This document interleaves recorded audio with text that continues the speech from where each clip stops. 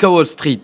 Le Dow Jones a dévissé hier et en moins d'une heure, il a perdu plus de 1500 points avant de se ressaisir légèrement en fin de séance. Depuis son dernier record le 26 janvier, l'indice est au plus bas avec une chute de plus de 10%. Après un petit rebond donc en fin de séance, le Dow Jones a finalement clôturé en baisse de 4,60%. Après avoir augmenté au cours des 9 dernières années, le Dow Jones a lourdement chuté. C'est plutôt une correction à l'issue de laquelle vous pourrez savoir combien d'argent vous avez dans votre portefeuille. Autre signe de l'inquiétude ambiante, l'indice de volatilité de Wall Street, le VIX, affiché hier son plus haut niveau depuis l'été 2015. Le blocage temporaire des échanges, le circuit breaker, n'a toutefois pas été activé.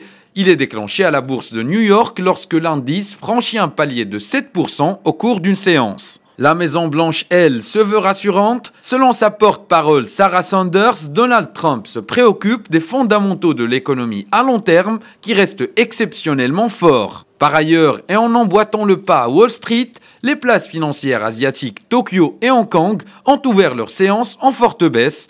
L'indice de référence de la bourse de Tokyo décroche ainsi de 5% à l'ouverture, tandis que la bourse de Hong Kong a elle aussi chuté de près de 4%. Température négative, chute de neige. Le Maghreb est en proie à une vague de froid rare, une vague de froid qui n'épargne pas le Maroc et qui rend les conditions de vie des habitants extrêmement difficiles. Pour répondre à cette situation exceptionnelle, les autorités s'organisent et mettent en place des opérations d'aide sans précédent. Près de 44 000 familles en ont déjà bénéficié. Les précisions de Souhail Jalil. Distribution de nourriture et de couverture. Plus de 500 000 personnes ont bénéficié des opérations dans 22 provinces. L'idée, aider les habitants des zones isolées, particulièrement exposées à la vague de froid et aux chutes de neige. Le plan national est en fait mis en place chaque année depuis bientôt 10 ans, mais du fait de ces conditions exceptionnelles, il prend cette année des proportions sans précédent. Ainsi, des hôpitaux de campagne ont été installés par les forces armées royales dans les provinces de Chichawa et de Chinrir. Et dans la province de Middle, c'est un hôpital mobile géré par le ministère de la Santé qui vient au secours des populations enclavées.